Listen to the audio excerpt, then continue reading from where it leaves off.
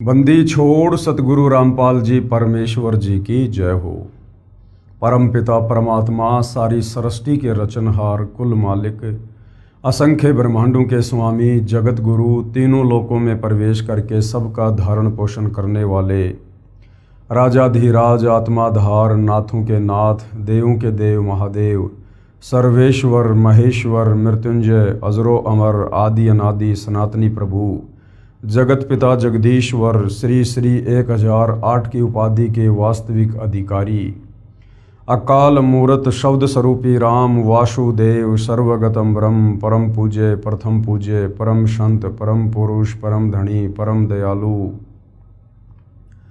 सत्य कबीर हक्का कबीर अल्लाहु कबीर अल्लाहु अकबर बाखबर अल्लाह ताला जगत के तारणहार जगत के मुक्तिदाता जगत के जगन्नाथ हारे के सहारे हिंदुओं के राम मुसलमानों के अल्लाह सिखों के वाहिगुरु ईसाइयों के मसीह दया के सागर दयानिधि करुणा के सागर करुणानिधि स्वयंभू परिभू संकट मोचन कष्ट हरण मंगल करण दुख भंजन अविगत कबीर निर्विकार निर्विषम परमात्मा अलय अलेख सतगुरु आदि अनादि सतगुरु असली मर्यादा पुरुषोत्तम असली राम असली कृष्ण असली घनश्याम असली मुरारी राजाओं के राजा महाराजाओं के महाराजा शहंशाहों के शहंशाह सम्राटों के सम्राट भगवानों के भगवान अल्लाहों के अल्लाह प्रभुओं के प्रभु मसीहाओं के मसीह सच्चे वाहिगुरु बाबाओं के बाबा पीरों के पीर सेठों के सेठ जगत सेठ सावड़सा सेठ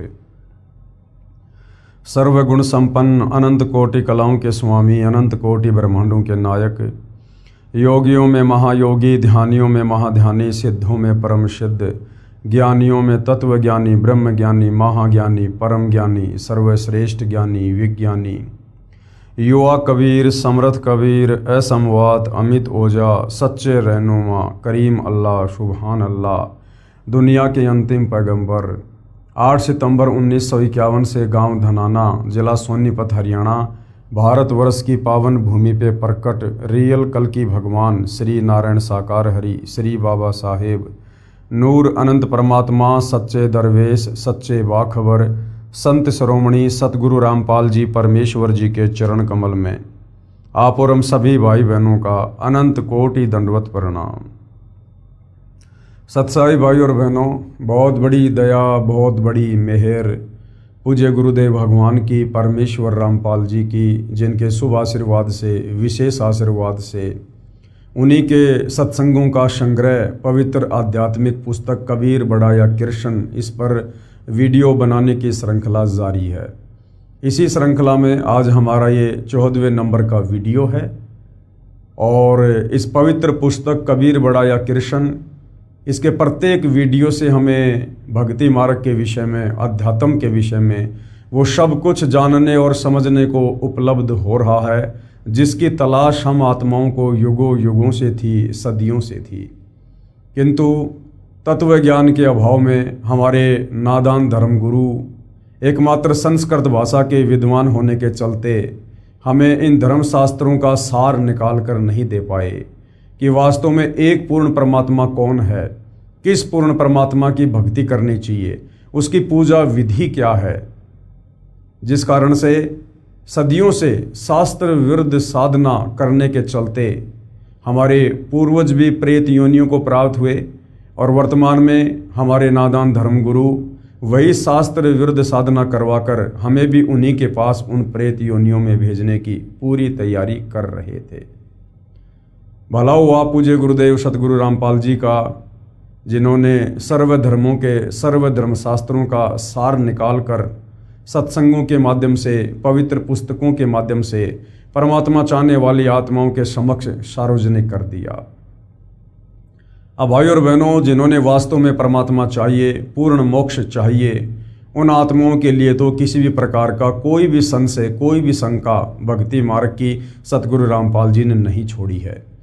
यदि आप ध्यान से YouTube पर उनके सत्संग सुनेंगे, टीवी चैनल पर सुनेंगे या उनके कर कमलों द्वारा लिखित पुस्तकों को पढ़ेंगे तो सर्व धर्मशास्त्रों से सर्व प्रमाण देखकर आप जी दांतों तले उंगली दबाएंगे कि अध्यात्म का जो खजाना हमारे धर्म ग्रंथों में छुपा हुआ था वो आज तक हमें हमारे धर्मगुरु नहीं बता पाए। अब सतगुरु रामपाल जी ने पूरे विश्व के मानव समाज पर रजा की है, दया की है। तो बुद्धिमान व्यक्ति उनकी रजा का भरपूर फायदा भी उठाएगा। अन्यथा ये मनुष्य जन्म जो केवल परमेश्वर प्राप्ति के लिए मिलता है, 184 योनियां भोगने के बाद मिलता है, शास्त्र विरुद्ध साधना करके हम इसको फिर से यूं ही बर्बाद करके चले जाएंगे और योगों योगों इस काल के कोलू में पिसते रहेंगे, असहनीय पीड़ा भोगते रहेंगे। तो भाइयों और बहनों, पवित्र पुस्तक कबीर बड़ा या कृष्ण, इस पर हमारा जो टॉपिक चल रहा है वो है जनता की अदालत। और जनता की अदालत के ऊपर ये जितने भी वीडियो बन रहे हैं, वीडियो नंबर 5 से जनता की अदालत में मामला चला था। किस बात को लेकर कि हु इज सुप्रीम गॉड, सर्वशक्तिमान एक परमात्मा कौन है, कबीर बड़ा या कृष्ण। 5 नंबर वीडियो से शुरू हुआ था और आज हमारा ये 14वें नंबर का वीडियो है और आगे भी इस विषय पर वीडियो बनेंगे। यदि आपने कंप्लीट वीडियो देख लिए तो आप जी ये कह नहीं सकते कि मुझे किसी ने अध्यात्म के विषय में बताया नहीं या किसी ने समझाया नहीं, जब आप धर्मराज के दरबार में खाली हाथ खड़े होंगे। तो आज जनता की अदालत में हमारा जो विषय है वो वही है कि कबीर बड़ा या कृष्ण। और एक तरफ जनता की अदालत में श्री कृष्ण उर्फ विष्णु जी के वकील बनकर सर्व हिंदू धर्मगुरु खड़े हैं, तो दूसरी तरफ कबीर जी के वकील के रूप में सतगुरु रामपाल जी खड़े हैं। और जनता जो जो सवाल अध्यात्म के विषय में करती जा रही है, सतगुरु रामपाल जी उनकी प्रत्येक शंका का समाधान, उनके प्रत्येक सवाल का जवाब शास्त्र प्रमाणित तरीके से पेश कर रहे हैं। अभी तक जनता की बहुत सारी शंकाओं का समाधान हो चुका है। आगे जनता की अदालत में जनता ने कुछ और प्रश्न सतगुरु रामपाल जी के समक्ष अध्यात्म को जानने के विषय में प्रस्तुत किए हैं और किस प्रकार से सतगुरु रामपाल जी उनका शास्त्र प्रमाणित जवाब दे रहे हैं। तो पवित्र पुस्तक कबीर बड़ा या कृष्ण, जनता का अगला सवाल है, क्या क्षर पुरुष यानी जो नाशवान है, जो जन्म और मरण में है, जिसको ब्रह्म भी कहते हैं, जिसको काल कहते हैं, जिसने गीता का ज्ञान श्री कृष्ण जी में प्रेतवत प्रवेश करके दिया था, ब्रह्मा विष्णु महेश का पिता, दुर्गा का पति, ये क्षर पुरुष ब्रह्म। तो जनता कह रही है, क्या क्षर पुरुष अर्थात ब्रह्म की पूजा भक्ति करनी चाहिए या नहीं? उत्तर दे रहे हैं कबीर जी के वकील सतगुरु रामपाल जी, यदि पूर्ण मोक्ष चाहते हो तो गीता अध्याय 15 श्लोक 4 में बताया है कि तत्व ज्ञान प्राप्ति के पश्चात परमेश्वर के उस परम पद की खोज करनी चाहिए जहां जाने के पश्चात साधक लौटकर फिर कभी संसार में जन्म नहीं लेता। यदि पूर्ण मोक्ष चाहते हो, यदि पूर्ण मोक्ष चाहते हो, पूर्ण मोक्ष क्या होता है? जहां जाने के बाद जन्म और मरण का चक्र सदा सदा के लिए समाप्त हो जाए, जहां जाने के बाद ये जीव आत्मा फिर कभी लौटकर इस काल के गंदे 21 ब्रह्मांड में आकर गधा कुत्ता सुअर ना बने, नरक ना भोगे, तपतशिला का कष्ट ना भोगे, जहां जाने के बाद इस आत्मा को किसी भी वस्तु का कोई अभाव ना हो, जहां जाने के बाद हमें 5 तत्व का नहीं बल्कि एक तत्व का नूरी शरीर प्राप्त हो, जिस शरीर में ना कोई रोग है, ना कोई शोक है, ना बुढ़ापा है, ना बीमारी है, ना कोई टेंशन है, उसको कहते हैं पूर्ण मोक्ष। यानी परम पद प्राप्त करने के बाद, सतलोक प्राप्त करने के बाद हम ये कह सकते हैं कि अब हम पूर्णतया मुक्त हैं। तो यदि पूर्ण मोक्ष चाहते हो तो गीता अध्याय 15 श्लोक 4 में बताया गया है क्या कि तत्व ज्ञान प्राप्ति के पश्चात। अब ये तत्व ज्ञान की प्राप्ति कैसे होगी? ये गीता अध्याय 4 श्लोक नंबर 34 में गीता ज्ञानदाता ब्रह्म ने बताया कि किसी तत्वदर्शी संत की खोज कर। वो तत्वदर्शी संत तुझे कंप्लीट वे ऑफ वर्शिप बताएगा, पूर्ण परमात्मा की भक्ति विधि बताएगा। गीता अध्याय 17 श्लोक 23 में जो 3 मंत्र हैं ओम तत् सत, उनका तुझे कंप्लीट भेद बताएगा और वही अधिकारी गुरु होगा दीक्षा देने का। उस तत्वदर्शी संत की खोज कर, फिर उसके बताए अनुसार भक्ति कर और आजीवन मर्यादा में रहेगा तो तेरा पूर्ण मोक्ष होगा। तो भाइयों और बहनों, ज्ञान होना कोई बड़ी बात नहीं है। ज्ञान होने के बाद यदि हमारा समाधान नहीं हुआ, यदि हमें वो मूल वस्तु प्राप्त नहीं हुई तो फिर हमारा ज्ञान लेना भी व्यर्थ हो जाता है। तो आज ज्ञान भी है और आज समाधान भी है। समाधान यानी आज वो तत्वदर्शी संत धरती पर साक्षात प्रकट है सतगुरु रामपाल जी के नाम से। जो इस काल ब्रह्म ने अर्जुन को सलाह दी थी कि किसी तत्वदर्शी संत की खोज कर, अर्जुन तो नहीं कर पाया, उसका दुर्भाग्य। लेकिन आज इस पृथ्वी पर प्रत्येक मानव शरीरधारी स्त्री या पुरुष का परम सौभाग्य कि आज वह तत्वदर्शी संत जो गीता अध्याय 4 श्लोक 34 में वर्णित है, आज वो धरती पर सतगुरु रामपाल जी के नाम से प्रकट है। आज यदि हम जरा सा बुद्धि विवेक का इस्तेमाल करें, उनके सत्संगों को ध्यान से सुने और उनसे उपदेश लेकर मर्यादा में रहकर भक्ति करें तो निश्चित ही हम परम गति को प्राप्त हो सकते हैं। गीता अध्याय 15 श्लोक 4 में बताया है कि तत्व ज्ञान की प्राप्ति के पश्चात परमेश्वर के उस परम पद की खोज करनी चाहिए जहां जाने के बाद साधक यानी भगत लौटकर फिर कभी संसार में जन्म नहीं लेता, इस काल के गंदे संसार में जन्म नहीं लेता। तो क्षर पुरुष यानी जो ब्रह्म है, जो काल है, जो संसार रूपी वृक्ष की डार है, इसकी पूजा भक्ति नहीं करनी चाहिए, क्योंकि इस ब्रह्म की भक्ति से, ओम नाम की भक्ति से, इसके ब्रह्मलोक में जाने से हम पूर्णतया मुक्त नहीं हो पाएंगे। इसके ब्रह्मलोक में जाने के पश्चात भी हम जन्म और मरण में ही रहेंगे। और गीता अध्याय 7 श्लोक नंबर 18 में यह काल ब्रह्म गीता ज्ञानदाता खुद अपनी भक्ति को, अपनी परम गति को ये अनुतमाम कह रहा है, घटिया कह रहा है, अश्रेष्ठ कह रहा है, क्योंकि ब्रह्मलोक पर्यंत सर्वलोक पुनरावर्ती में है। इस ब्रह्म की प्राप्ति के बाद भी अपना पुण्य भोग कर हम वापस जन्म और मरण में आते हैं, लक 84 योनि में जाते हैं। तो ब्रह्म की भक्ति से, गीता ज्ञानदाता की भक्ति से, काल की भक्ति से जीव पूर्णतया मुक्त नहीं होता है। आगे जनता की अदालत में जनता ने सवाल किया है, प्रश्न नंबर 19। पूर्व में यानी पहले जितने भी ऋषि महर्षि हुए हैं वे सब ब्रह्म की पूजा करते और करवाते थे। ओम नाम को सबसे बड़ा तथा उत्तम मंत्र जाप करने का बताते थे। क्या वे अज्ञानी थे? यदि ब्रह्म की भक्ति उत्तम नहीं है तो गीता में कोई इसका प्रमाण बताओ। तो प्रमाण बताने के लिए ही जनता की अदालत में कबीर जी की तरफ से उनके वकील स्वयं कबीर जी सतगुरु रामपाल जी के रूप में उपस्थित हैं। तो जनता क्या सवाल कर रही है कि भाई आज से पहले सतयुग में, त्रेता युग में, द्वापर में, हजारों साल पहले बड़े बड़े साधु संत महात्मा ऋषि जिनके नाम की आज तक महिमा गाई जाती है, जो घर बार छोड़कर जंगलों में चले जाते थे, तप करते थे, ओम नाम की साधना करते थे, अपने शरीर का भी ध्यान नहीं रखते थे, क्या वो पागल थे, वो मूर्ख थे जो इस प्रकार की साधना किया करते थे? और लोगों से भी वो वही साधना करवाया करते थे। और आप कह रहे हो कि ब्रह्म साधना से मुक्ति नहीं है, परम गति नहीं है। तो हमारे शास्त्रों में इसका कोई प्रमाण हो, गीता में कोई प्रमाण हो कि वास्तव में ब्रह्म साधना घटिया है और ब्रह्म साधना से मुक्ति नहीं है, तो हम माने। तो कबीर जी के वकील सतगुरु रामपाल जी जनता की अदालत में क्या बता रहे हैं? उत्तर पूर्व में बताया गया है कि यथार्थ अध्यात्म ज्ञान स्वयं परमेश्वर यानी परम अक्षर ब्रह्म कबीर देव धरती पर सशरीर प्रकट होकर ठीक ठीक बताता है।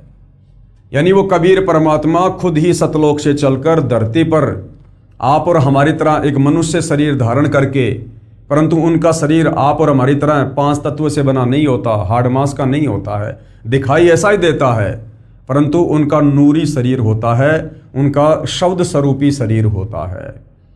तो वो कबीर परमात्मा जिन्होंने सारी सृष्टि को रचा, सर्व ब्रह्मांडों को बनाया, अक्षर पुरुष को 7 संग ब्रह्मांड दिए, ज्योति निरंजन काल को, इस ब्रह्म को 21 ब्रह्मांड दिए, ऊपर के 4 अजरो अमर अविनाशी लोकों की रचना की, वो कबीर परमात्मा जिनके अलावा इस संपूर्ण सृष्टि का किसी को ज्ञान नहीं है, उस परमेश्वर के लोक में वापस जाने की किसी के पास भक्ति विधि नहीं है, इसलिए वो कबीर परमेश्वर, वो परम अक्षर ब्रह्म स्वयं ही इस काल के लोक में एक आम संत की भांति लीला करते हुए और यहाँ प्रकट होकर हमें अपना तत्व ज्ञान देते हैं। यानी वो परमात्मा खुद ही प्रकट होकर अपने द्वारा रची गई सृष्टि का ज्ञान हमें ठीक ठीक बताते हैं, अन्य कोई भी बताने में सक्षम नहीं है।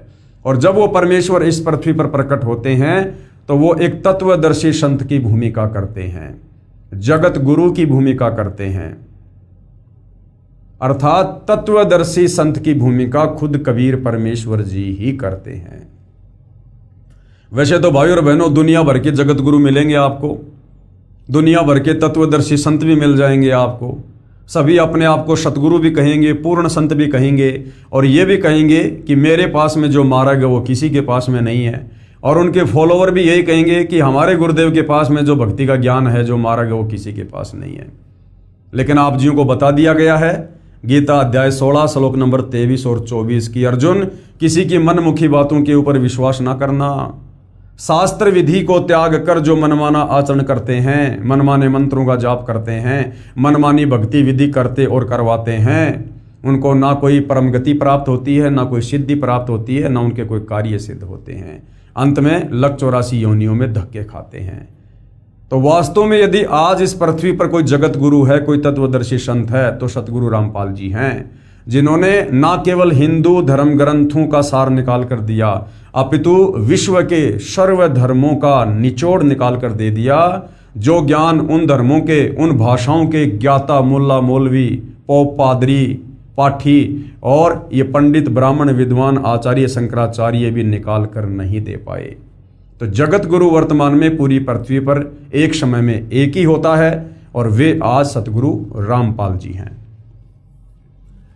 पहले बताया गया है कि यथार्थ आध्यात्मिक ज्ञान स्वयं परमेश्वर यानी परम अक्षर ब्रह्म धरती पर सशरीर प्रकट होकर, क्योंकि परम अक्षर ब्रह्म कबीर परमात्मा किसी माँ के गर्भ से जन्म लेकर यहाँ पर लीला नहीं करते हैं। वो परमेश्वर, उनका शरीर शुक्रम अकायम ऐसनावीरम कबीर मनीषी, किसी भी प्रकार के शुक्राणु से उनका शरीर नहीं बनता है। वो स्वयंभू है, स्वयं प्रकट होने वाला है, वो परिभू है, सबसे पहले प्रकट होने वाला परमात्मा है। ना सतगुरु जननी जने जाके माना बाप, पिंड ब्रह्मंड से रहित है नावा तीनों ताप। तो वो कबीर परमात्मा जब यहाँ सतगुरु की भूमिका करता है, तत्वदर्शी संत की भूमिका करता है, तो वो किसी माँ के गर्भ से जन्म लेकर अपना ज्ञान प्रचार नहीं करता है। वो परमेश्वर समर्थ है, वो सक्षम है आप और हमारी चरम दृष्टि को धोखा देते हुए, इस काल बलि को धोखा देते हुए वो परमेश्वर लीला चाहे जो मर्जी करे, परंतु वास्तव में वो किसी माँ के गर्भ से जन्म लेकर जेल में लिपट कर शरीर से बाहर नहीं आता है। वो स्वयंभू है, वो परिभू है। यथार्थ आध्यात्मिक ज्ञान स्वयं परमेश्वर यानी परम अक्षर ब्रह्म धरती पर सशरीर प्रकट होकर ठीक ठीक बताता है। देखिए इसका प्रमाण वेद मंत्रों में, इसी पुस्तक के पेज नंबर 314 पर आगे हम देखेंगे। परमेश्वर द्वारा बताए ज्ञान को सूक्ष्म वेद तत्व ज्ञान कहा गया है। तत्व ज्ञान में परमात्मा ने बताया है कि क्या बताया, गुरु बिन काहू न पाया ज्ञाना, और जो थोथा बुस छड़े मुड किसाना, और गुरु बिन वेद पढ़े जो प्राणी, समझ न सार रहे अज्ञानी। गुरु बिन काहू न पाया ज्ञाना, आज तक किसी ने भी गुरु की शरण से दूर होकर शास्त्रों का यथार्थ ज्ञान प्राप्त नहीं किया है, और ना कोई गुरु से दूर होकर शास्त्रों का यथार्थ ज्ञान प्राप्त कर सकता है। यदि ऐसा कोई करता है तो वो क्या करेगा, जो थोथा भूस छड़े मुड किसाना, किसान अपने खेत से फसल निकाल कर घर पर ले जाता है, पीछे से जो भूस होता है, यदि कोई उस भूस को कूटे और ये सोचे कि मैं इसमें से गेहूं निकाल लूंगा, तो वो व्यर्थ का प्रयत्न है। तो बिना गुरु के यदि कोई इन धर्मशास्त्रों को पढ़ेगा, इनका निष्कर्ष निकालना चाहेगा, तो वो केवल भूस कूटकर अनाज प्राप्ति करना चाहेगा, जो व्यर्थ प्रयत्न है। और गुरु बिन वेद पढ़े जो प्राणी, समझ न सार रहे अज्ञानी। गुरु के बिना जो वेद शास्त्रों को पढ़ेगा वो निष्कर्ष नहीं निकाल पाएगा। अब विचार करो भाई और बहनों, आज इस धरती पर एकमात्र सतगुरु रामपाल जी ही ऐसे महापुरुष हैं जिन्होंने सर्व धर्म शास्त्रों का निचोड़ निकालकर भगत समाज को दे दिया है। और किसी भी धर्म का कोई भी धर्मगुरु सतगुरु रामपाल जी के प्रवचन सुनने के बाद उनके समक्ष ज्ञान चर्चा करने के लिए उपस्थित नहीं हो रहा है, क्योंकि उन्हें भली भांति पता है कि सतगुरु रामपाल जी के पास में आध्यात्मिक ज्ञान का गोला है। और ज्ञान सब ज्ञान अड़ी, कबीर ज्ञान सो ज्ञान, जैसे घोड़ा तोप का करता चले मैदान। कि तुम 5 मिनट भी सतगुरु रामपाल जी के सामने नहीं रुक पाओगे, नहीं टिक पाओगे, क्योंकि वर्तमान में जनता शिक्षित है। जनता स्वयं अपनी आंखों से धर्मशास्त्रों में लिखी सच्चाई को देखकर निर्णय कर सकती है। अब वो सदियों पहले वाला समय नहीं है जिस समय जनता अनपढ़ थी, अशिक्षित थी, और हमारे नादान धर्मगुरु जैसा भी हमें शास्त्रों का हवाला देकर बता दिया करते थे, हम उस पर आंख बंद करके यकीन कर लिया करते थे। जिस कारण से किसी भी धर्म का कोई भी धर्मगुरु सतगुरु रामपाल जी के बार बार ज्ञान चर्चा के लिए आमंत्रित करने के बाद भी उनके समक्ष उपस्थित होकर भगत समाज का मार्गदर्शन करने के लिए नहीं आ रहा है। तो विचार करो भाइयों और बहनों, सतगुरु रामपाल जी ने 17 फरवरी 1988 को आदरणीय राम देवानंद जी से लीलामय तरीके से नाम दीक्षा प्राप्त की, और केवल 6 वर्ष उन्होंने आदरणीय राम देवानंद जी के एक सुयोग्य शिष्य बनकर भक्ति करने की भूमिका की। और आदरणीय राम देवानंद जी जो अनपढ़ थे, उन्होंने ना कभी गीता पढ़ी, ना कभी वेद पढ़े, ना कोई धर्मशास्त्र उन्होंने पढ़ा, ना कभी उन्होंने अपने भक्तों को पढ़ाया, और उन राम देवानंद जी की शरण में रहकर मात्र 6 साल में सतगुरु रामपाल जी ने विश्व के समस्त धर्म ग्रंथों का निष्कर्ष निकाल दिया, सार निकाल दिया।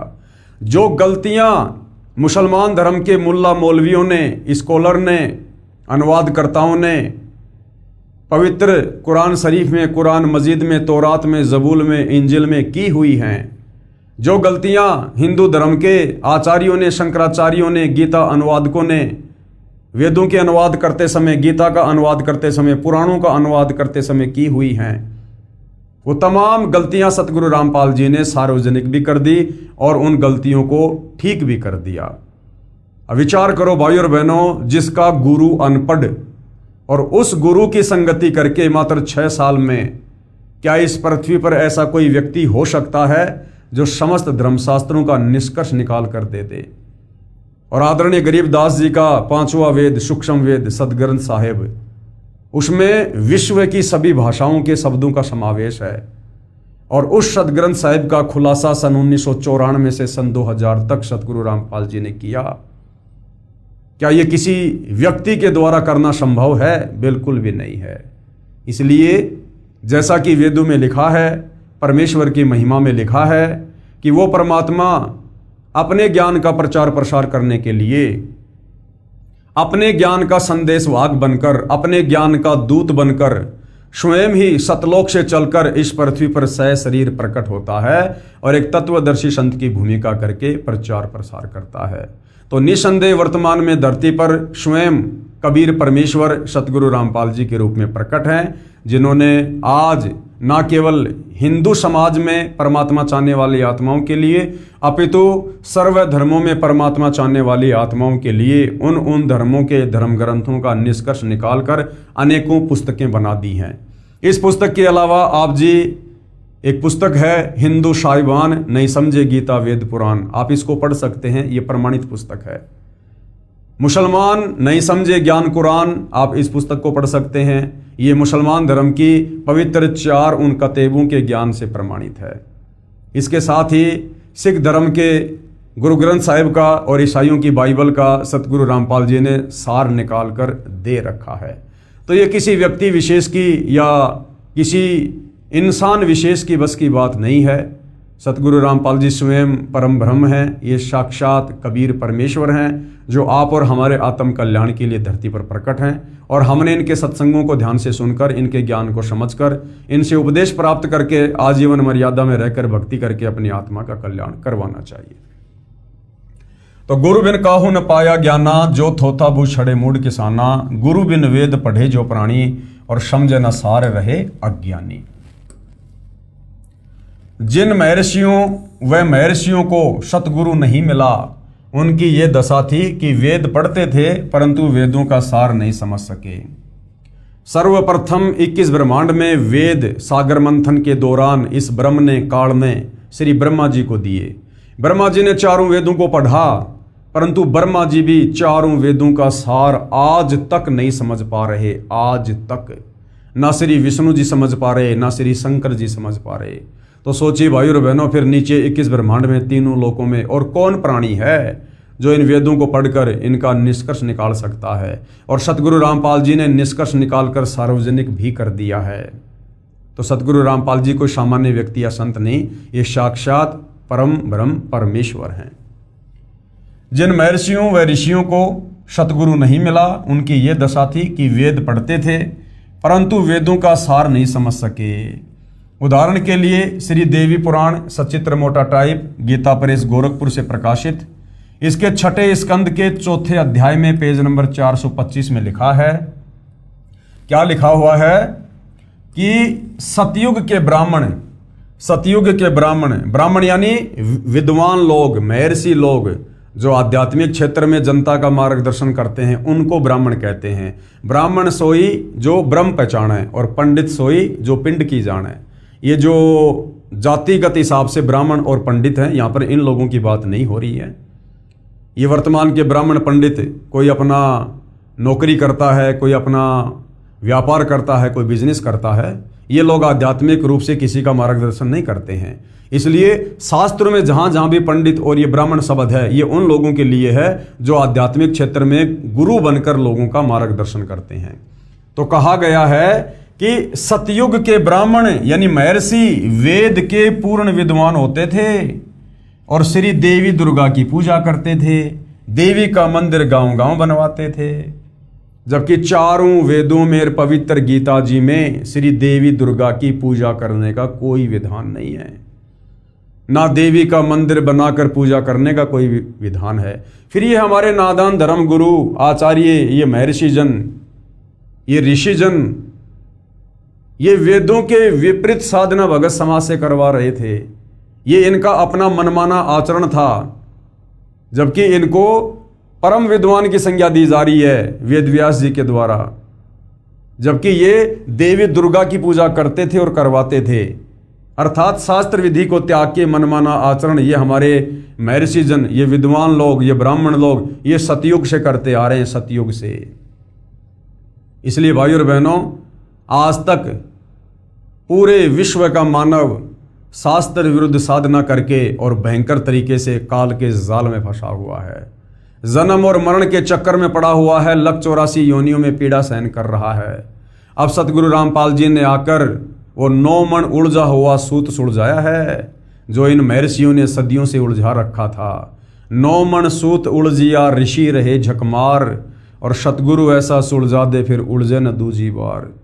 तो जो आध्यात्मिक ज्ञान इन महर्षियों ने पूरी तरह से उलझा रखा था, अपनी मनमुखी थ्योरी समाज में पेश करके और शास्त्रों का हवाला देकर कि हम जो भी कुछ बता रहे हैं, जो भी कुछ भक्ति कर रहे हैं, ये शास्त्रों में लिखा है।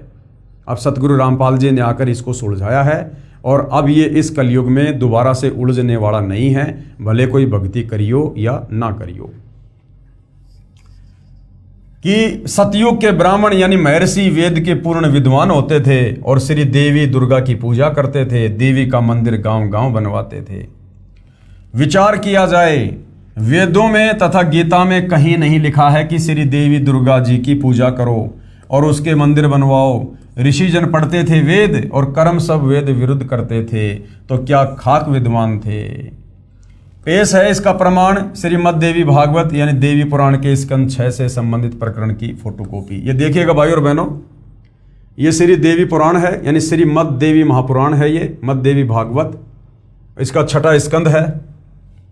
जन्मेजय ने पूछा, महाभाग किस युग में कैसा धर्म का स्वरूप है, इस संपूर्ण विषय को विशेष रूप से बताने की कृपा करें। जन्मेजय ने श्री वेदव्यास जी से पूछा कि मुझे सतयुग के बारे में, त्रेता युग के बारे में, द्वापर के बारे में बताइए कि उस समय धर्म किस प्रकार से होता था, लोग क्या क्या भक्ति करते थे, क्या क्या पूजा पाठ किया करते थे, भक्ति भाव की क्या स्थिति थी। तो वेदव्यास जी क्या बोले, राजन ये निश्चय है कि सतयुग में ब्राह्मण वेद के पूर्ण विद्वान थे। ये वेदव्यास जी के अपने खुद के विचार हैं, ये शास्त्रों में नहीं लिखा हुआ है कि सतयुग के ब्राह्मण विद्वान वेदों के पूर्ण विद्वान थे। नहीं, ये वेदव्यास जी के अपने विचार हैं जो जन्मेजय जी को बता रहे हैं। देखिएगा, राजन, ये निश्चय है कि सतयुग में ब्राह्मण वेद के पूर्ण विद्वान थे। उनके द्वारा निरंतर भगवती जगदम्बा की आराधना होती थी, जबकि वेदों में कोई जिक्र नहीं है जगदम्बा की भक्ति का। भगवती का दर्शन करने के लिए उनका मन सदा लालायित रहता था। गायत्री के ध्यान, प्राणायाम और जप में वे अपना सारा समय व्यतीत करते थे। यानी अपना अनमोल समय और श्वासें वो लोग बर्बाद किया करते थे, व्यर्थ किया करते थे। माया बीज का जप करना उनका प्रधान कार्य था। माया बीज का जप यानी दुर्गा जी का जाप। अब भाइयों और बहनों, ये माया बीज का जाप, ये दुर्गा जी का जाप ना चारों वेदों में है ना गीता जी में है। चारों वेद और गीता में केवल इस ब्रह्म तक की साधना का मंत्र है ओम। यजुर्वेद अध्याय 40 मंत्र 10 और गीता अध्याय 8 श्लोक नंबर 13 केवल एक ओम मंत्र है इस ब्रह्म साधना का।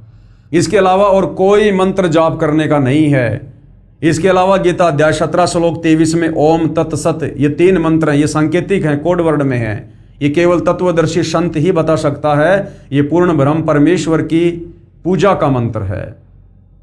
और हमारे ये विद्वान लोग, ये वेदों के ज्ञाता लोग, वेदों को पढ़ने वाले, ये माया बीज का जाप करते थे, यानी दुर्गा जी के मंत्रों का जाप करते थे। तो इन्होंने मनमुखी रूप से दुर्गा जी के मंत्र बना रखे थे। प्रत्येक गांव में शक्ति मंदिर का उद्घाटन हो, यानी दुर्गा का मंदिर बने, इस विषय की उनके मन में बड़ी उत्सुकता थी। धर्म की यही स्थिति त्रेता में भी रही, यानी वही पाखंड पूजा, वही मनमाना आचरण जो सतयुग में था वो त्रेता युग में भी चलता रहा। परंतु कुछ हाश हो गया, यानी गिरावट आ गई। फिर लोग इन देवी देवताओं की पूजा पे आ गए। सतयुग की जो स्थिति थी वह द्वापर में विशेष रूप से कम हो गई। राजन, उन प्राचीन युगों में, सतयुग में, त्रेता युग में और द्वापर में, उन प्राचीन युगों में जो राक्षस समझे जाते थे, जो निकम्मे आदमी समझे जाते थे, जो लोगों को भक्ति नहीं करने देते थे, भक्ति में बाधा डालते थे, उनको राक्षस कहते थे।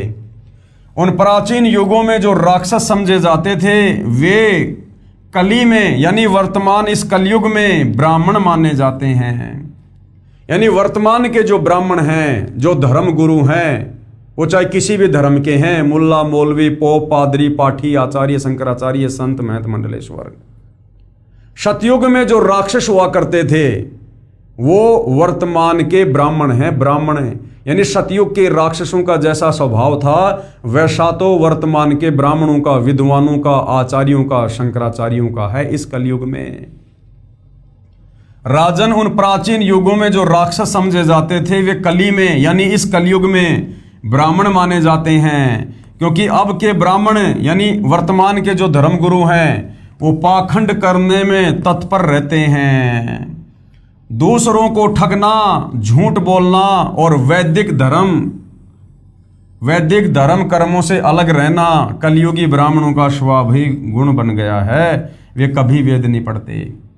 वैदिक धर्म कर्मों से अलग रहना यानी वेदों में वास्तव में जो पूजा पाठ है, जो भक्ति विधि है, जो कर्म है, जो धार्मिक अनुष्ठान है, वो ना करवा के मनमुखी रूप से करवा रहे हैं। और उन प्राचीन युगों में, सतयुग में, त्रेता युग में, द्वापर में जो राक्षस समझे जाते थे वो तो वर्तमान के धर्मगुरु हैं। वर्तमान के धर्मगुरु यानी उन राक्षसों जैसा स्वभाव तो वर्तमान के आचार्यों का, शंकराचार्यों का, धर्मगुरुओं का है। ये श्री वेदव्यास जी कह रहे हैं। वेदव्यास जी तो आपकी आंखों के सामने है भाइयों और बहनों। आज से पहले इन धर्मशास्त्रों का वास्तविक ज्ञान किसी के भी पास नहीं था। सब केवल उवा बाई ही बका करते थे। सब के सब शास्त्र विरुद्ध साधना पर आरूढ़ थे। विचार करें, श्रीमद् भगवद गीता चारों वेदों का सारांश है। आप जी गीता जी को तो जानते ही हो, पढ़ते भी होंगे। क्या गीता में कहीं लिखा है कि श्री देवी की पूजा करो, यानी श्री दुर्गा की पूजा करो? गीता में कहीं लिखा हुआ है? इसी प्रकार चारों वेदों में कहीं नहीं लिखा है कि दुर्गा यानी श्री देवी की पूजा करो और उसके मंदिर बनवाओ। तो क्या समझा वेदों को उन महर्षियों ने? जनता की अदालत में जनता ने सवाल किया था कि प्राचीन युगों से हमारे बड़े बड़े विद्वान, साधु, संत, महात्मा, महर्षि जन ये ब्रह्म साधना करते हुए आ रहे थे और लोगों से भी करवा रहे थे। फिर आप कैसे कह सकते हो कि ब्रह्म साधना से मुक्ति नहीं हो सकती? तो आप जी की आंखों के सामने है श्रीमद् देवी भागवत महापुराण यानी देवी पुराण के 6 स्कंद में क्लियर कर दिया गया है कि सतयुग के ब्राह्मणों को यानी विद्वानों को भी, महर्षियों को भी शास्त्रों का ज्ञान नहीं था, वेदों का ज्ञान नहीं था। वो भी धर्म कर्म से बहुत दूर बैठे हुए थे और मनमाना आचरण कर और करवा रहे थे। तो क्या खाक विद्वान थे सतयुग के महर्षि? सतयुग के महर्षि। भाई और बहनों, अब जाकर हमें ये क्लियर हुआ है, ये रोशनी हुई है इस तत्व ज्ञान की टोरस से कि हम जिनको बड़े बड़े परम विद्वान, बड़े बड़े महर्षि और आचार्य शंकराचार्य समझा करते थे, वो तो भक्ति और भगवान की ABCD के पास भी नहीं थे, ABCD के पास भी। उन्हीं महर्षियों का मनमाना विधान है, ओम नाम सबसे बड़ा अर्थात उत्तम है, जो कहते थे कि ब्रह्म पूजा भक्ति सर्वश्रेष्ठ है। जो ब्रह्म की पूजा इष्ट देव मानकर करते थे वे अज्ञानी थे। उनकी ब्रह्म साधना अनुत्तम गति देने वाली है, यानी उससे भी मोक्ष नहीं है। विशेष ये दशा तो सतयुग के ब्राह्मणों की थी, यानी वेदों के विरुद्ध साधना, धर्मशास्त्रों के विरुद्ध साधना, वेदों के विरुद्ध पूजा पाठ कर्म कांड धार्मिक अनुष्ठान, ये स्थिति तो सतयुग के ब्राह्मणों की थी। अब सोचो भाई और बहनों, वर्तमान के ये जो कलयुग के ब्राह्मण हैं, जो कलयुग के गुरुजन हैं, इनकी क्या स्थिति होगी? ये तो बिल्कुल बट्ठा बैठाने पर तुले हुए हैं, बट्ठा बैठाने पर समाज का। ये दशा तो सतयुग के ब्राह्मणों की थी। कलयुग के ब्राह्मणों यानी शंकराचार्य ब्राह्मण हैं, अन्य कर्म कांड भी अधिकतर ब्राह्मण ही करते और करवाते हैं, तथा जो अन्य गुरुजन है वे उन्हीं कलयुगी ब्राह्मणों से सुना अज्ञान प्रचार करते हैं। इन कलयुग के गुरुजनों यानी ब्राह्मणों के विषय में इसी श्री देवी भागवत पुराण की फोटोकॉपी में बताया है कि जो सतयुग में राक्षस माने जाते थे वैसे तो कलयुग के ब्राह्मण हैं वर्तमान के धर्मगुरु, क्योंकि अब के ब्राह्मण प्राय पाखंड करने में तत्पर रहते हैं। दूसरों को ठगना, झूठ बोलना और वैदिक धर्म कर्म से अलग रहना कलयुगी ब्राह्मणों यानी धर्म गुरुओं का स्वाभाविक गुण बन गया है। और वर्तमान में आप जी देख भी रहे हो, सतगुरु रामपाल जी के अलावा सारे के सारे वेदों के विरुद्ध, गीता के विरुद्ध, पुराणों के विरुद्ध ही साधना कर और करवा रहे हैं। गीता जी में प्रमाण है, श्रीमद् देवी भागवत अध्याय 7 श्लोक 12 से 15 में तो बताया है कि जो तीनों गुणों यानी रजगुण ब्रह्मा, सतगुण विष्णु तथा तमगुण शंकर की पूजा करने वाले राक्षस स्वभाव को धारण किए हुए मनुष्यों में नीच दूषित कर्म करने वाले मूर्ख मुझे भी नहीं बसते। और एकमात्र सतगुरु रामपाल जी को छोड़कर वर्तमान में विशेषकर हिंदू समाज में जितने भी आचार्य शंकराचार्य और धर्मगुरु कथावाचक हैं, ये श्री ब्रह्मा विष्णु महेश की ही पूजा करते हैं और करवाते हैं। बल्कि उससे भी नीचे राधे राधे श्याम मिला दे, उससे भी नीचे भैरव भूत की पूजा करवा रहे हैं। इसीलिए गीता ज्ञानदाता ने, काल ब्रह्म ने गीता अध्याय 7 श्लोक नंबर 12 से 15 में ब्रह्मा विष्णु महेश और उससे नीचे इन देवी देवताओं की पूजा करने और करवाने वालों को 4 गालियां दी हैं। राक्षस स्वभाव को धारण किए हुए मनुष्यों में नीच दूषित कर्म करने वाले मूर्ख। और वही बात श्री देवी भागवत महापुराण में 6 स्कंद में कही गई है कि राजन, सतयुग में जो राक्षस समझे जाते थे वो तो कलयुग के ब्राह्मण हैं, ब्राह्मण हैं। तो भाई और बहनों, वर्तमान में शास्त्र अनुकूल भक्ति साधना सतगुरु रामपाल जी के अलावा इस पृथ्वी पर आपको कहीं भी देखने को नहीं मिलेगी। यही गीता ज्ञानदाता ने कहा है। फिर गीता अध्याय 7 के श्लोक 16 से 18 में गीता ज्ञानदाता ब्रह्म ने कहा है कि मेरी भक्ति 4 प्रकार से करते हैं। सबसे पहले कौन करते हैं? अर्थार्थी, आर्त, जिज्ञासु तथा ज्ञानी, यानी 4 प्रकार के लोग मुझ ब्रह्म की भक्ति करते हैं। फिर कहा है कि मुझे ज्ञानी अच्छा लगता है और ज्ञानी को मैं अच्छा लगता हूं। गीता अध्याय 7 श्लोक 18, इस श्लोक में गीता ज्ञानदाता ने कहा है कि ये ज्ञानी आत्मा है तो उदार यानी अच्छी, परंतु ये मेरी अनुत्तम गति अर्थात घटिया गति में आश्रित है। गीता अध्याय 7 श्लोक 18 गीता ज्ञानदाता काल ब्रह्म ज्योति निरंजन खुद अपनी भक्ति को, ओम नाम की साधना को भी अनुतमाम कह रहा है, अश्रेष्ठ कह रहा है। क्यों? क्योंकि ब्रह्म लोक जाने के बाद भी साधक पूर्णतया मुक्त नहीं हो पाता है, वापस जन्म और मरण में आता है। इसलिए खुद ये गीता ज्ञानदाता अपनी भक्ति को अनुत्तम कह रहा है।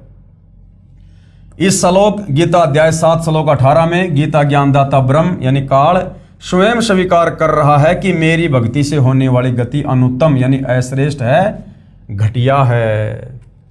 उसके बाद गीता ज्ञानदाता ने अध्याय 7 श्लोक 19 में कहा है, बहुनाम जन्मानाम अंतते ज्ञानवान मान परपदते और वासुदेव सर्वम इति स महात्मा सुदुर्लभ है।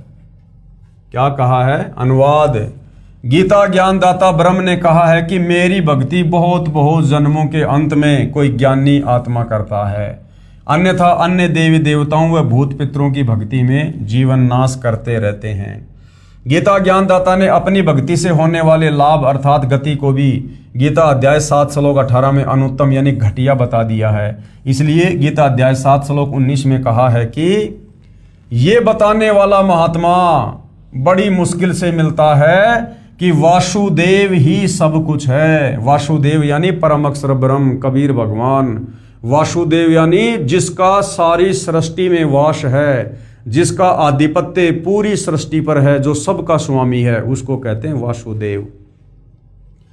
कि ये बताने वाला महात्मा मुश्किल से मिलता है कि वासुदेव ही सब कुछ है, यानी वो तत्वदर्शी संतो बड़ी मुश्किल से मिलता है जो ये बताएगा कि वो परम अक्षर ब्रह्म कबीर देव ही पूजा के योग्य है और यही सबका सर्जनहार है, यही पापनाशक है, पूर्ण मोक्षदायक है और यही पूजा के योग्य है। यही वासुदेव ही कुल का मालिक अर्थात परम अक्षर ब्रह्म है। केवल इसी की भक्ति करो, अन्य की नहीं। गीता ज्ञानदाता अपनी भक्ति को तो गीता अध्याय 7 श्लोक नंबर 18 में घटिया बता रहा है और जस्ट अगले श्लोक में गीता अध्याय 7 श्लोक 19 में कह रहा है कि मुझ काल ब्रह्म की भक्ति ओम नाम के साथ में युगों युगों के बाद बहुनाम जन्मानाम अंतते ज्ञानवान माम परपदते, यानी मुझ काल ब्रह्म की ओम नाम की साधना भी बहुत बहुत जन्मों के अंत में कोई एकाध ही आत्मा करती है।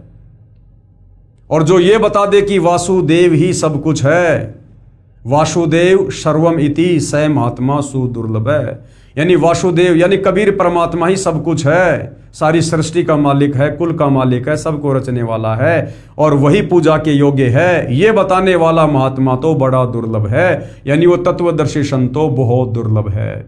और आज भाई और बहनों वो तत्वदर्शी संत बड़ा सुलभ है, फ्री में मिल रहा है, फ्री में। अरे मार्केट से नमक की थैली लेने जाओ तो वो भी 15-20 रुपए की मिलेगी।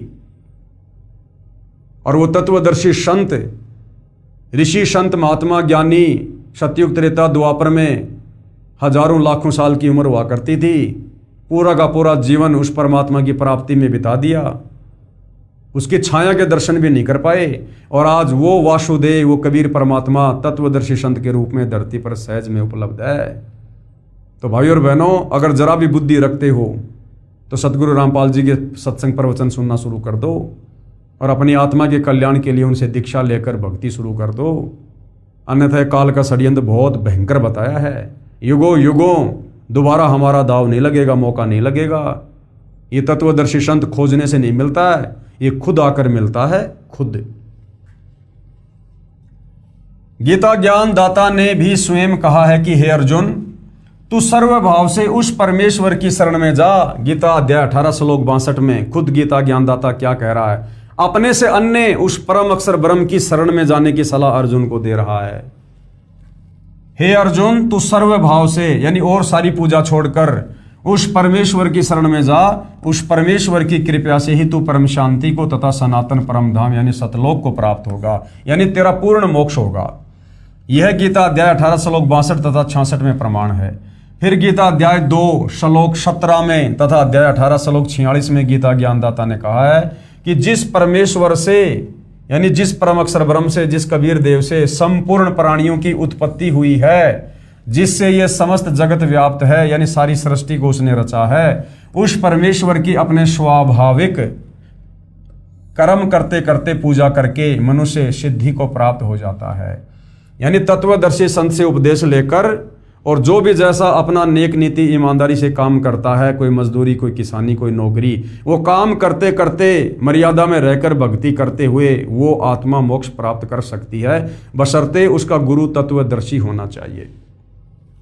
फिर गीता अध्याय 15 श्लोक 4 में कहा है कि तत्व ज्ञान को समझकर, यानी तत्वदर्शी संत के सत्संगों को समझकर, ज्ञान को आधार बनाकर उसके पश्चात परमेश्वर के उस परम पद की खोज करनी चाहिए, यानी सतलोक के लिए फिर भक्ति करनी चाहिए, जहां जाने के बाद साधक लौटकर संसार में नहीं आता, और जिस परमेश्वर से संसार रूपी वृक्ष की प्रवृत्ति विस्तार को प्राप्त हुई है, अर्थात जिस परमेश्वर ने सर्व की रचना की है उसी की पूजा करो। इससे सिद्ध हुआ कि उन ऋषियों को वेद का गूढ़ रहस्य समझ नहीं आया, वे अज्ञानी रहे।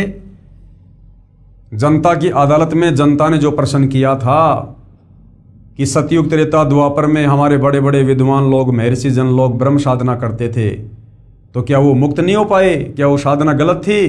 तो सतगुरु रामपाल जी ने हिंदू धर्मशास्त्रों का हवाला देकर, पवित्र गीता जी का और श्री मद देवी भागवत पुराण का, यानी देवी पुराण का हवाला देकर बिल्कुल क्लियर कर दिया है कि उनको तो भक्ति मार्ग का कै ख ग का भी ज्ञान नहीं था।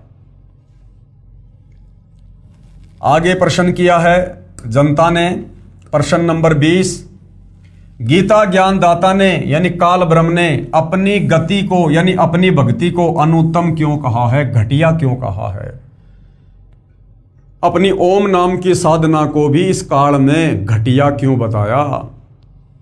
उत्तर, गीता ज्ञान दाता ने अध्याय 2 श्लोक 12, गीता अध्याय 4 श्लोक 5, गीता अध्याय 10 श्लोक 2 में कहा है कि अर्जुन, तेरे और मेरे बहुत जन्म हो चुके हैं, तू नहीं जानता, मैं जानता हूं। मेरी उत्पत्ति को ऋषि, महर्षि तथा देवता नहीं जानते। तू और मैं तथा ये राजा व सैनिक बहुत बार पहले भी जन्मे हैं, आगे भी जन्मेंगे। पाठक जन विचार करें, जब ब्रह्म कह रहा है, यानी काल खुद कह रहा है कि मेरा भी जन्म मरण होता है, तो ब्रह्म के पुजारी को गीता अध्याय 15 श्लोक 4 वाली गति यानी मोक्ष प्राप्त नहीं हो सकती, यानी परम गति प्राप्त नहीं हो सकती। जब ये ब्रह्म खुद कह रहा है गीता अध्याय 2 श्लोक 12, 10 श्लोक 2, 4 श्लोक 5 और 9 में कि मेरा तो जन्म और मरण है, मैं भी जन्मता हूं और मरता हूं, तो भला फिर इस ब्रह्म की भक्ति करने से ब्रह्म के भगत का जन्म मरण का रोग कैसे समाप्त हो जाएगा? इसलिए ये खुद गीता अध्याय 7 श्लोक 18 में अपनी ब्रह्म भक्ति को भी अनुत्तमाम कह रहा है, घटिया कह रहा है, अश्रेष्ठ कह रहा है। जिसमें जन्म मरण सदा के लिए समाप्त हो जाता है, साधक कभी लौटकर संसार में नहीं आता, यानी जन्म मरण सदा के लिए समाप्त हो जाता है उस परम अक्षर ब्रह्म की साधना से। जब तक जन्म मरण है तब तक परम शांति नहीं हो सकती। इस काल के लोक में जन्म मरण अटल विधान है, तो जहां जन्म मरण है वहां पर परम शांति नहीं हो सकती। उसके लिए गीता ज्ञानदाता ने अपनी भक्ति से होने वाली गति को अनुत्तम घटिया कहा है। गीता अध्याय 18 श्लोक 62 में कहा है कि परम शांति के लिए उस परमेश्वर यानी परम अक्षर ब्रह्म की शरण में जा, यानी उस कबीर भगवान की शरण में जा, तत्वदर्शी संत से उपदेश लेकर, उसी की कृपा से ही तू परम शांति को तथा सनातन परम धाम को प्राप्त होगा, यानी सतलोक जाएगा। और गीता अध्याय 8 श्लोक 5 व 7 में गीता ज्ञानदाता ने कहा है कि मेरी भक्ति करेगा तो युद्ध भी करना पड़ेगा, जहां युद्ध है वहां शांति नहीं होती, परम शांति का घर दूर है। इसलिए गीता ज्ञानदाता ने अपनी गति को यानी अपनी भक्ति को ओम नाम के जाप से होने वाला लाभ अनुत्तम यानी घटिया बताया है।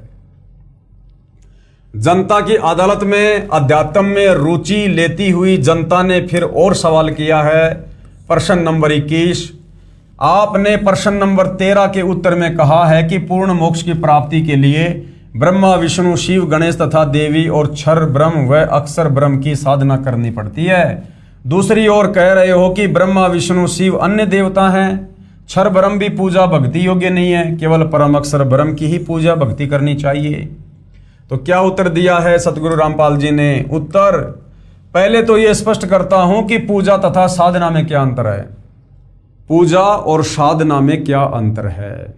जो ये कहा गया है ना कि पूर्ण मोक्ष प्राप्ति के लिए आपने ब्रह्मा विष्णु महेश की भी साधना करनी पड़ेगी, ब्रह्म की साधना भी करनी पड़ेगी, दुर्गा की साधना भी करनी पड़ेगी, और अक्षर पुरुष की साधना भी करनी पड़ेगी।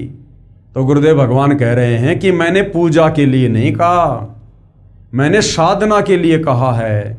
साधना और पूजा में रात और दिन का अंतर है। पूजा तो हमने परम अक्षर ब्रह्म कबीर देव की करनी है अपना इष्ट मानकर, परंतु जब तक हम यहाँ इस काल के लोक में फंसे हुए हैं, हमारे ऊपर इन सभी का ऋण चढ़ा हुआ है। इनका ऋण उतारने के लिए इनके मंत्रों का जाप करना पड़ेगा, और उन मंत्रों के जाप करने को साधना कहते हैं। साधना मजदूरी, ना कि पूजा।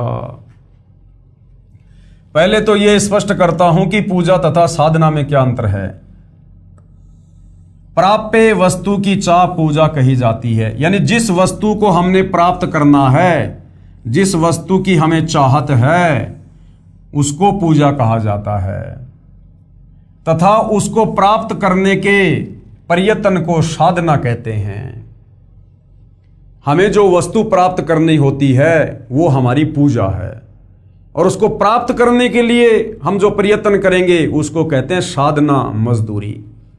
जैसे किसी प्यासे व्यक्ति ने जल पीना है, अब वो जल उसका इष्ट है, उसे जल की चाहत है, जल उसकी पूजा है, जल उसका पूज्य है, लेकिन जमीन से जल बाहर निकालने के लिए जो मेहनत करनी पड़ेगी, जो प्रयत्न करना पड़ेगा, उसको साधना कहते हैं। जैसे हैंडपंप से यदि हमने जल निकालना है तो हैंडपंप में बोकी मारनी पड़ेगी, पाइप को ऊपर नीचे करना पड़ेगा, वो साधना होती है, ना कि पूजा। इसी प्रकार हमने परम अक्षर ब्रह्म को प्राप्त करना है, तो परम अक्षर ब्रह्म हमारा पूज्य देव है, हमने पूजा करनी है परम अक्षर ब्रह्म की। लेकिन उसकी प्राप्ति के लिए हमने यहां जो मेहनत मजदूरी करके मंत्रों की जो हमने इनका ऋण उतारना है, काल के 21 ब्रह्मांड वाली शक्तियों का और इस अक्षर पुरुष का, तो हमने केवल वो इनके मंत्रों का जाप करके हमने केवल इनकी साधना करनी है, इनका ऋण उतारना, हमने इनका वो कर्जा उतारना है। और जब इनका कर्जा उतर जाएगा तो ये हमें मुक्त कर देंगे, और फिर हमें वो वस्तु प्राप्त हो जाएगी जिसके लिए हम प्रयत्न कर रहे थे। जो प्राप्य वस्तु है उसकी चाह पूजा कही जाती है, तथा उसको प्राप्त करने के प्रयत्न को साधना कहते हैं। उदाहरण, जैसे हमें जल प्राप्त करना है, ये हमारा प्राप्य है, हमें जल की चाह है। जल की प्राप्ति के लिए हैंडपंप लगाना पड़ेगा, हैंडपंप लगाने के लिए जो जो उपकरण प्रयोग किए जाएंगे, बोकी लगाई जाएगी, ये प्रयत्न है, यानी साधना है। इसी प्रकार परमेश्वर का वह परम पद प्राप्त करना हमारी चाह है, जहां जाने के पश्चात साधक लौटकर संसार में नहीं आता, यानी सतलोक। हमारा प्राप्य परमेश्वर तथा उनका सनातन परम धाम है, और उसको प्राप्त करने के लिए किया गया नाम जाप, हवन, यज्ञ आदि, ये साधना है, मजदूरी है। उस साधना से वो पूज्य वस्तु परमात्मा प्राप्त होगा।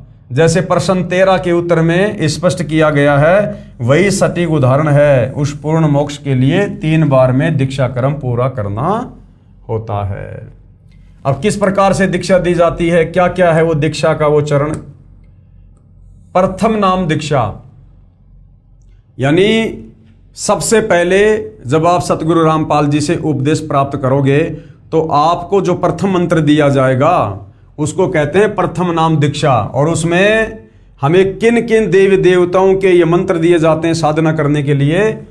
श्री ब्रह्मा जी का मंत्र दिया जाता है, श्री विष्णु जी का, श्री शिव जी का, श्री गणेश जी का और श्री देवी जी का। इनके मंत्रों की साधना की जाती है। हम मजदूरी कर रहे हैं इनके मंत्रों का जाप करके, इनका ऋण उतारने के लिए। जब तक यहाँ रहेंगे ये हमें सुख सुविधा देंगे, यदि हम इनकी साधना करते रहेंगे, इनके मंत्रों का जाप करते रहेंगे। हम इनकी पूजा नहीं कर रहे, इनके मंत्रों का जाप करके इनकी साधना कर रहे हैं। दूसरी बार में जो दीक्षा दी जाती है, दूसरी बार में क्षर ब्रह्म तथा अक्षर ब्रह्म के 2 अक्षर मंत्र जाप दिए जाते हैं। दूसरी बार में जो दीक्षा उसको शतनाम कहते हैं, जिसमें 2 मंत्र हैं। गीता अध्याय 17 श्लोक नंबर 23 में जो 3 मंत्र है ना, ओम तत् सत, तो दूसरी बार में जो सतनाम दिया जाता है उसमें 2 मंत्र हैं, ओम और तत्। ये जो तत् है ये परम अक्षर ब्रह्म का है, जिसके 7 संग ब्रह्मांड हैं, परंतु ये सांकेतिक है। वो मंत्र क्या है वो सतगुरु रामपाल जी बताते हैं। दूसरी बार में क्षर ब्रह्म यानी काल तथा अक्षर ब्रह्म के 2 अक्षर मंत्र जाप दिए जाते हैं, जिसको संतों ने शत नाम कहा है। गीता अध्याय 17 श्लोक 23 में 3 नाम हैं, ओम, तत् और शत। इस शतनाम में 2 अक्षर होते हैं, एक ओम और दूसरा है तत्। ये जो ये तत् है ये सांकेतिक अर्थात गुप्त नाम है, जो उपदेश के समय उपदेशी को ही बताया जाता है। और तीसरी बार में जो दीक्षा दी जाती है, तीसरी बार में सारनाम की दीक्षा दी जाती है, यानी ओम तत् शत। वो जो शत है वो तीसरी बार में दिया जाता है, जो सांकेतिक है। जिस मंत्र को गीता अध्याय 17 श्लोक 23 में सत कहा है, ये भी सांकेतिक है, उपदेश लेने वाले को दीक्षा के समय बताया जाता है। इस प्रकार पूर्ण मोक्ष प्राप्त होता है। अब कबीर जी के वकील सतगुरु रामपाल जी क्या कह रहे हैं? कबीर जी के वकील, श्री कृष्ण जी के वकील साहिबान श्री विष्णु जी यानी श्री कृष्ण जी को जगदीश यानी जगत प्लस ईश, सारे संसार का ये प्रभु बताते हैं और पुराणों को सत्य मानते हैं। पेश है अदालत में सबूत श्री शिव महापुराण से, जो गीता प्रेस गोरखपुर से प्रकाशित है, कि श्री विष्णु जी, श्री ब्रह्मा जी तथा श्री शिव जी ईश नहीं है, यानी ये भगवान नहीं है, ये जगदीश नहीं है। इनका जन्म और मृत्यु होता है, इनका पिता काल ब्रह्म है। यानी जनता की अदालत में श्री कृष्ण उर्फ विष्णु जी के वकील हिंदू धर्म गुरुओं ने यह दावा किया था कि हमारे हिंदू धर्म ग्रंथों में लिखा है कि श्री कृष्ण उर्फ विष्णु जी अजरो अमर हैं, अविनाशी है, ये जन्म और मरण से बाहर हैं और ये जगदीश हैं, सारे संसार के रचयिता हैं ये। तो सतगुरु रामपाल जी कह रहे हैं कि अब आपको हिंदू धर्म ग्रंथों से दिखाते हैं कि ब्रह्मा विष्णु महेश जगदीश नहीं है, ये ईश यानी भगवान नहीं है। देखिएगा कहाँ लिखा हुआ है। पेश है शिव महापुराण गीता प्रेस गोरखपुर से प्रकाशित के विद्वेश्वर खंड के अध्याय 5 व 10 की फोटोकॉपी। संक्षिप्त शिव पुराण, ये वही प्रकरण है भाइयों और बहनों जो पहले हम पढ़ चुके हैं कि एक बार श्री ब्रह्मा और श्री विष्णु जी का युद्ध हो गया। और युद्ध किस बात को लेकर? श्री ब्रह्मा जी एक बार श्री विष्णु जी के पास गए तो विष्णु जी ने श्री ब्रह्मा जी का कोई विशेष आदर सत्कार नहीं किया, बैठे बैठे कह दिया आओ बैठो। ब्रह्मा जी इस बात से बुरा मान गए और ब्रह्मा जी ने कहा कि हे बेटा, मैं तेरा स्वामी हूं, मैं तेरा बाप हूं, मैं सारे संसार का सृजनहार हूं, और मेरे को देखकर तूने मुंह टेढ़ा क्यों कर लिया? तूने मेरा आदर सत्कार क्यों नहीं किया? तो उधर से विष्णु जी बोले कि नहीं नहीं नहीं बेटा, मैं तेरा बाप हूं, मैं तेरा स्वामी हूं, तू अपने आप को कैसे चोरों की तरह संसार का मालिक कह रहा है? तू मेरे नाभि कमल से उत्पन्न हुआ है। अब इस बात को लेकर कि मैं भगवान, श्री ब्रह्मा और श्री विष्णु में आपस में भयंकर युद्ध छिड़ गया, मरने मारने को तैयार हो गए। उधर से इनके पिता काल ब्रह्म ज्योति निरंजन ने देखा कि अगर ये मेरे पुत्र आपस में इसी प्रकार से लड़ लड़ के मरेंगे तो सृष्टि रचना के कार्य को कौन संभालेगा? मेरे लिए जीवों की उत्पत्ति कौन करेगा? मेरे भोजन का क्या होगा? जो 1 लाख मानव शरीरधारी आत्माओं के सूक्ष्म शरीर से निकली वासना खाने का मुझे श्राप लगा हुआ है। तो इनका युद्ध रुकवाने के लिए इनका पिता काल ब्रह्म, वो गीता ज्ञानदाता अक्षर पुरुष, इन दोनों के बीच में एक तेजोमय स्तंभ खड़ा कर देता है। अब ये दोनों लड़ाई तो भूल जाते हैं और उस स्तंभ के और छोर का पता लगाने के लिए एक तो ऊपर चला जाता है, एक नीचे चला जाता है, और कहीं कोई और छोर नहीं मिलता है तो वापस आ जाते हैं। देखिएगा उसके बाद वो काल ब्रह्म वहां पर वो प्रकट होता है और फिर वो काल ब्रह्म खुद कहता है कि तुम दोनों ने अपने आप को जो ईश मान लिया, जो भगवान मान लिया, ये बड़ा अद्भुत है। तुम ईश नहीं हो, तुम्हारी तो मैंने ड्यूटी लगा रखी है, ब्रह्मा जी को रजोगुण देकर, विष्णु जी को सतोगुण देकर। तो देखिएगा श्री शिव महापुराण से विद्वेश्वर संहिता, ये देखिएगा। ब्रह्मा और विष्णु ने पूछा, हे प्रभु, सृष्टि आदि 5 इन कृत्यों के लक्षण क्या हैं? ये हम दोनों को बताइए। भगवान शिव बोले। अब भगवान शिव कौन? वहां पर ये काल ब्रह्म आ गया शंकर जी का रूप बनाकर। मेरे कर्तव्यों को समझना अत्यंत गहन है, तथापि मैं कृपा पूर्वक तुम्हें उनके विषय में बता रहा हूँ। ब्रह्मा और अच्युत, सृष्टि, पालन, संहार, तिरोभाव और अनुग्रह, ये 5 ही मेरे जगत संबंधी कार्य हैं जो नित्य सिद्ध हैं। संसार की रचना का जो आरंभ है उसी को सर्ग या सृष्टि कहते हैं। पुत्रों, शिव रूप में वो काल ब्रह्म क्या कह रहा है वहां प्रकट होकर ब्रह्मा और विष्णु को कि पुत्रों, यानी ये ब्रह्मा विष्णु महेश इस काल के पुत्र हैं। पुत्रों, तुम दोनों ने तपस्या करके प्रसन्न हुए मुझ परमेश्वर से सृष्टि और स्थिति नामक 2 ये कृत्य प्राप्त किए हैं। यानी ब्रह्मा जी को रजोगुण मिला है और विष्णु जी को शतोगुण। रजोगुण से ब्रह्मा जी जीवों की संतान उत्पत्ति करवाता है और विष्णु जी आपस में मोह ममता में बांध के रखता है। तो ये शिव रूप में काल कह रहा है कि ये दोनों के दोनों जो कार्य हैं ना, ये मैंने तुम्हारे को दिए हैं, ये दोनों तुम्हें बहुत प्रिय हैं। इसी प्रकार मेरी विभूति स्वरूप रुद्र यानी शंकर और महेश्वर में 2 अन्य उत्तम जो कृत्य, संहार और तिरोभाव मुझसे प्राप्त किए हैं। और शंकर जी में जो तमोगुण है वो भी काल कह रहा है कि मैंने दिया है, परंतु अनुग्रह नामक जो कृत्य है दूसरा कोई नहीं पा सकता। रुद्र और महेश्वर अपने कर्म को भूले नहीं, इसलिए मैंने उनके लिए अपनी समानता प्रदान की। वे रूप, वेश, कृत्य, वाहन, आसन और आयुध आदि में समान ही हैं। मैंने पूर्व काल में अपने स्वरूप भूत मंत्र का उपदेश किया है जो ओंकार के रूप में प्रसिद्ध है। कह रहा कि मेरा ओम मंत्र है, ये काल ब्रह्म है। गीता अध्याय 8 श्लोक 13 में कह रहा है कि ओम इति एक अक्षर ब्रह्म व्यवर्ण माम अनुस्मरण। तो यहाँ पर ये क्या कह रहा है, जो ओंकार यानी ओम नाम, ओम रूप में प्रसिद्ध है, वह महामंगलकारी मंत्र है। सबसे पहले मेरे मुख से ओंकार ओम प्रकट हुआ जो मेरे स्वरूप का बोध कराने वाला है। यानी ओम कहो चाहे काल कहो एक ही बात है। ओंकार वाचक है और मैं वाच्य हूँ। यानी ओंकार तो है मंत्र और मैं हूँ उस मंत्र की प्राप्ति वाला वो भगवान है। ये मंत्र मेरा स्वरूप ही है। प्रतिदिन ओंकार का निरंतर सुमरण करने से मेरा ही सदा सुमरण होगा। यानी ओम नाम का जाप करने से काल ब्रह्म का सुमरण होगा। मेरे उत्तरवर्ती मुख से अकार का, पश्चिम मुख से उकार का, दक्षिण मुख से मकार का, पूर्ववर्ती मुख से बिंदु का तथा मध्यवर्ती मुख से नाद का प्रकट हुआ। इस प्रकार 5 अवयवों से युक्त ओंकार का विस्तार हुआ है। इन सभी अवयवों से एकीभूत होकर वह प्रणव ओम नामक एक अक्षर हो गया।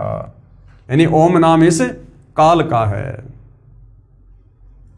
पेश है और प्रमाण शिव महापुराण श्री वेंकटेश्वर प्रेस मुंबई से प्रकाशित, जिसमें संस्कृत यानी मूल पाठ भी लिखा है, साथ में हिंदी अनुवाद भी किया है कि विद्वेश्वर संहिता खंड के अध्याय 5 और 10 की फोटोकॉपी।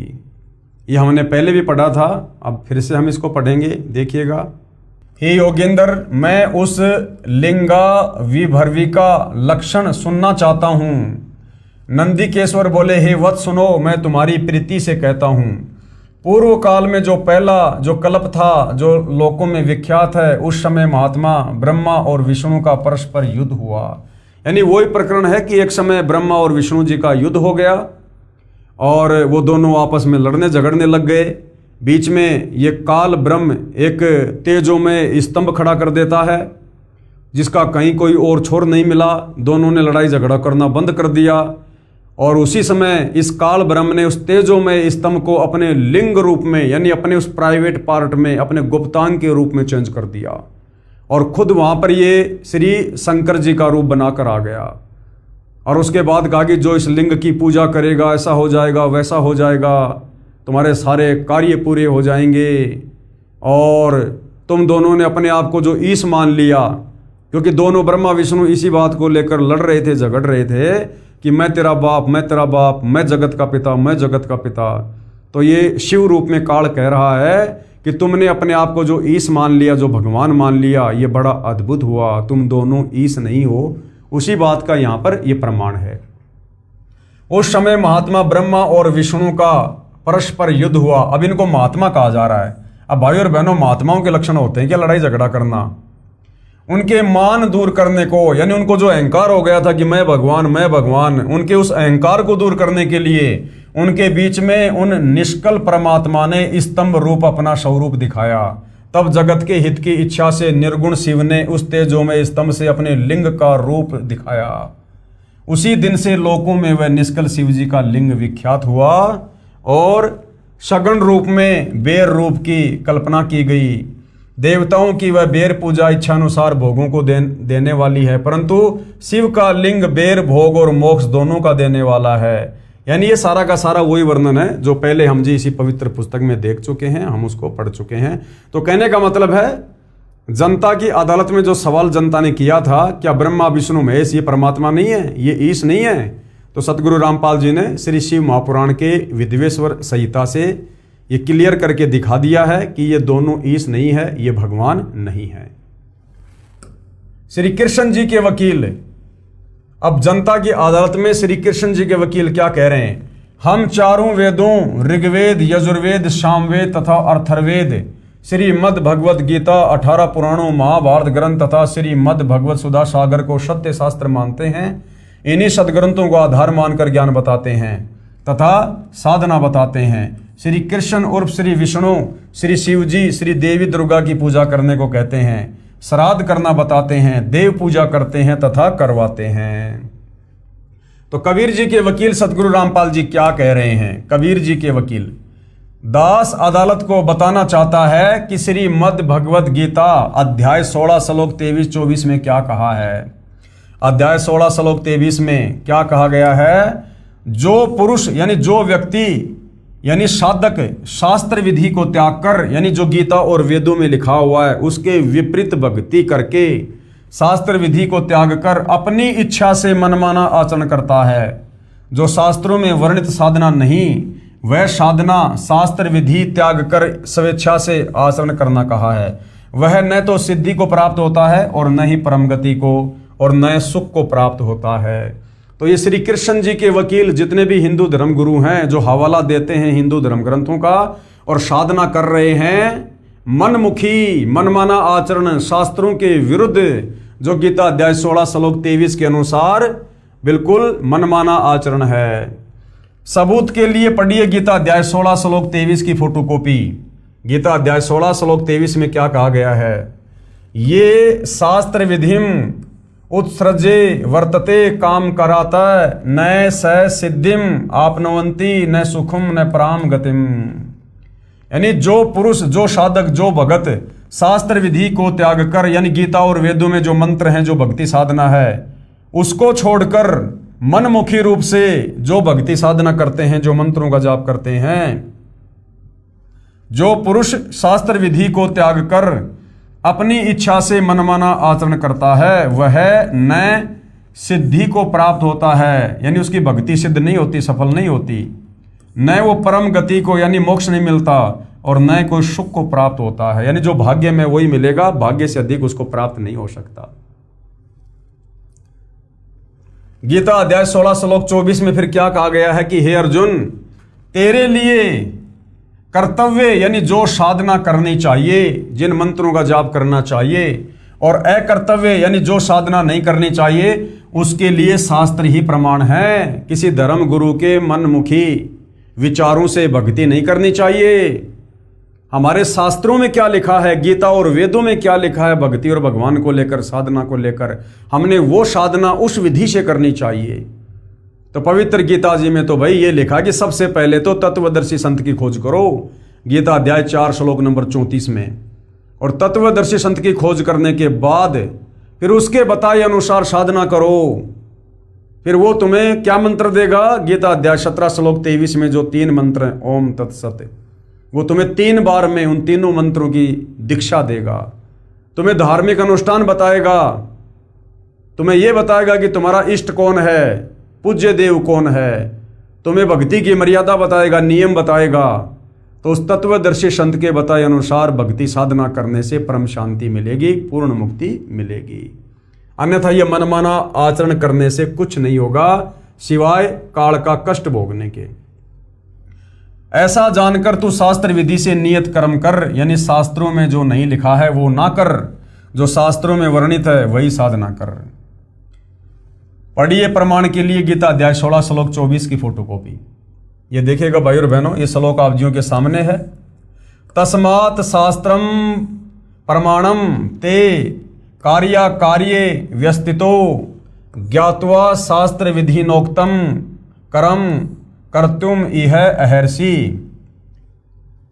इससे तेरे लिए इस कर्तव्य और अकर्तव्य की व्यवस्था में शास्त्र ही प्रमाण है। यानी कौन से भक्ति कर्म करने चाहिए और कौन से भक्ति कर्म नहीं करने चाहिए अर्जुन, इसके लिए शास्त्र ही प्रमाण है। किसी धर्म गुरु की मनमुखी बातों के हिसाब से भक्ति मत करना।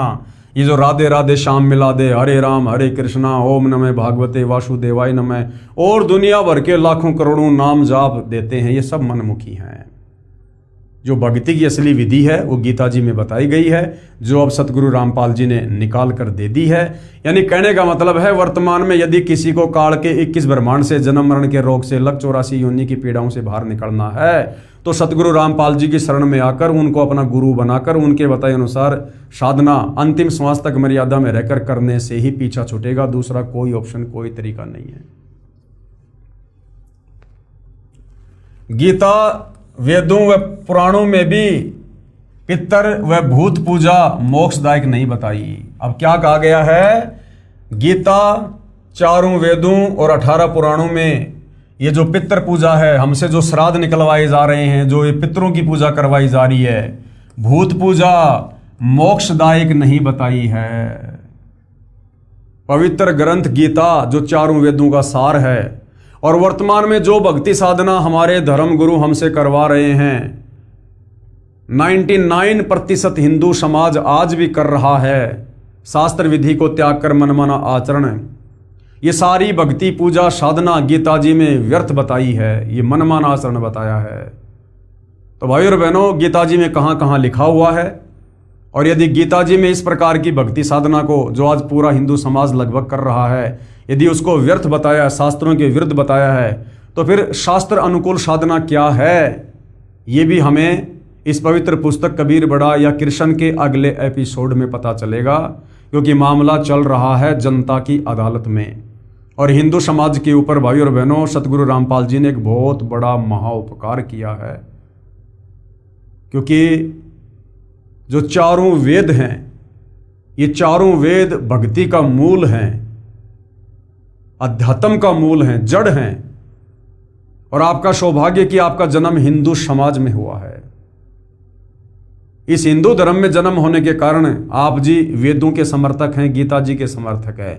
भले आपने कभी वेद नहीं पढ़ी, गीता नहीं पढ़ी, लेकिन जब इनका जिक्र आता है तो ऑटोमेटिक आत्मा इनको स्वीकार करती है।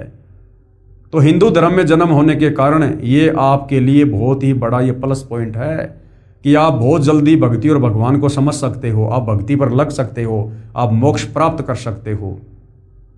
ये चारों वेद पूरे विश्व के मानव समाज के लिए हैं।